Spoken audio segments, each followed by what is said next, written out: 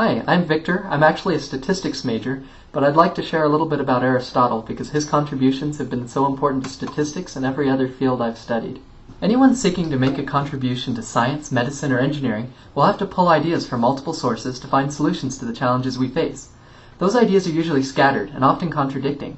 In our personal lives, we face challenges that we can't solve without knowing what is, how we know it, what we should do about it. Even though others have made brilliant progress towards answering these questions, none of them were as systematic and thorough as Aristotle had been. In fact, he had been so thorough that his ideas formed the basis for medieval philosophy and cosmology. Aristotle developed methods which can be used to obtain knowledge in any field. His methods are the cornerstone for our modern scientific method.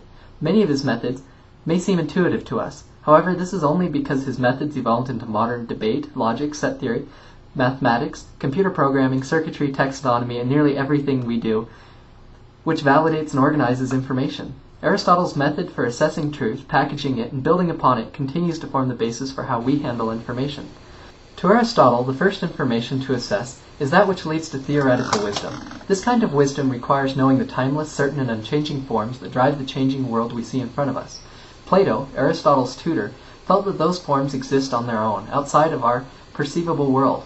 He was convinced that we had experience with them before this life, and that the things we perceive are just a recollection of that past experience. This came from his background in mathematics, where he had regular experience discussing intangible subjects. But as a biologist, Aristotle countered that the concepts or forms aren't themselves real. Instead, they represent the timeless characteristics that are within the objects we perceive. The objects that we observe every day do, in fact, have substance and matter, making them the primary basis of reality. The forms are concepts inherent in only the objects we perceive. Therefore, we can start with our experiences, observations, to gain knowledge.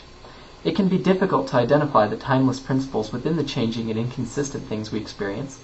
So Aristotle used potentiality and actuality to describe coherent principles within a changing world. Potentiality is the range of things an individual can become and the likelihood of doing so. Actuality is the individual's current condition. After circumstances have acted on the potentiality, it becomes actuality. If you have experience in research, you have undoubtedly witnessed the use of potentiality to form conclusions. Statistics measures potentiality through either the frequency of events or by the justification we have to expect a potential. We usually express this potential as a likelihood, probability, or odds. At a link I've included in the description, Dr. Jordan lectures at Berkeley on two competing philosophies for measuring potentiality. When the potential for a given event is low, we say it happens by chance rather than the result of specific factors of interest. In scientific research, we draw conclusions when there is a high potentiality that supports them. Modern biology uses Aristotle's concept of potentiality to draw conclusions about whether seemingly different individuals, such as different breeds of dogs, are the same species. With exceptions, we include a group as part of a species if it can breed with others of that same species and produce viable offspring. It hardly matters if the ability to produce viable offspring has been actualized and the offspring already exist, if the potential can be seen by the presence of all the parts that produce it. You might watch the biological species concept video in the description for examples of other proposed ways to define a species. All of these currently classify species based on either a potentiality, what they can become or do, or actuality, what they are right now. As a method of finding the parts that produce potentiality, Aristotle defined four causes: material cause, formal cause, efficient cause, and final cause. As explained in the Stanford Encyclopedia, noted below, that I've linked to, every question of why any process or object can be answered from one of these four causes. A tadpole has a material cause, the matter and tissues that the tadpole is made of. Its formal cause is the structure and arrangement of these tissues, which give it the form and function of a tadpole. The genetics and nourishment that give it the potential to become a frog are the efficient cause. The efficient cause drives it to actualize its final cause, to be a frog, to do frog things. Since any of these four causes can be applied to anything, it is useful to take something random and see what you know about it by finding all four causes.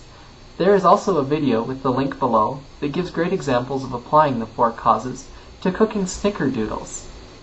After we have begun to answer why, We can use these observations as justifications to build to a higher understanding of timeless concepts. Even math starts with concrete, observed objects, and builds up to a more abstract, unobservable concept. Aristotle called these initial experiences first principles. Those first principles or premises which we have gained from experience can then be used to reason further knowledge. His system of logic provided rules for how to relate these premises. These rules form the basis for what we consider a valid argument. As premises are strengthened with more confirming experiences, our results will become stronger and further actualized as well. Results are of little use if you don't know what to do with them.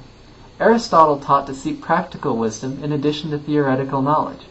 Practical wisdom gives the ability to actualize potentialities that give the best result. Instead of just knowing what gives a patient the potential to heal, a good doctor can perfectly actualize the potential and cure the patient.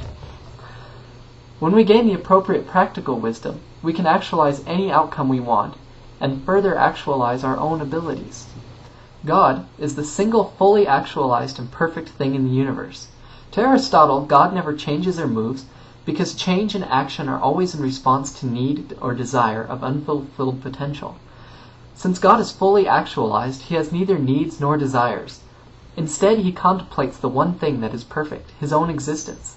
This understanding of God has been adopted by many denominations of Jews and Christians. To be perfect, we must fully actualize our own potential and become great at all that we can. We must seek to fill up all our inadequacies. Moral action is what actualizes our fullest potential as human beings, fills our inadequacies, and helps us become most like God, who is perfect. At times when we struggle, we may be concerned that we don't have the natural talent to be successful. Plato believed that we can accomplish greatness by being in touch with the form of the good. His conclusion was that if we fully understood what is right, we would certainly be able to do things right. Aristotle was bothered by this idea when he watched the sophists and craftsmen of his time as they practiced imitating good speakers and craftsmen to become good at their trades. They showed that potential could be actualized without understanding what makes it right. Also, a consumer may know a good product very well when they see it, but remain unable to make it themselves. These observations showed the importance of practice and experience for becoming great. While imitation allows for improvement, it has its limits. We need theoretical wisdom to have practical wisdom. When we really understand the potentialities, we can then see new ways to actualize them and thus increase our skill. We can become great in any field if we have both the knowledge and the practice.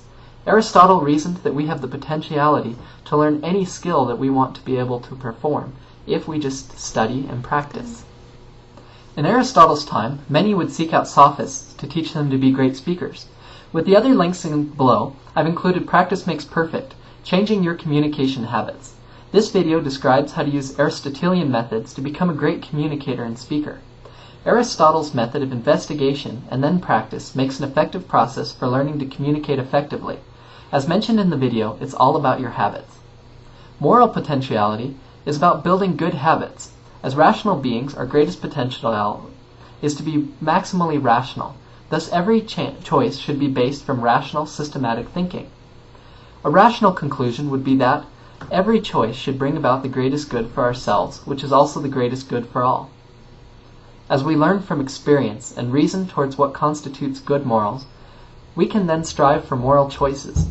We probably won't always succeed at first. However, as we rationally choose what is moral and act on those choices, we are actualizing our potentiality for moral behavior.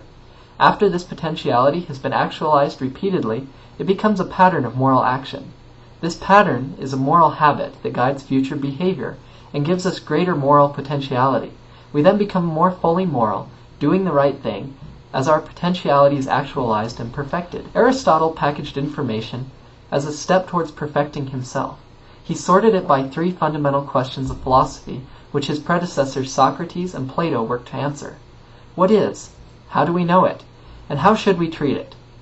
Modern scholars and scientists still sort information this way, and those are still the questions we ask in any modern scientific inquiry. These are reflected in the basic layout of many scholarly papers.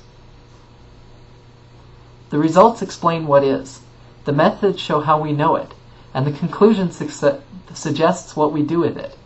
Even though we have developed them further, Aristotle's methods are still the basis for how we deal with information, build new abilities, and become the type of people we desire to be.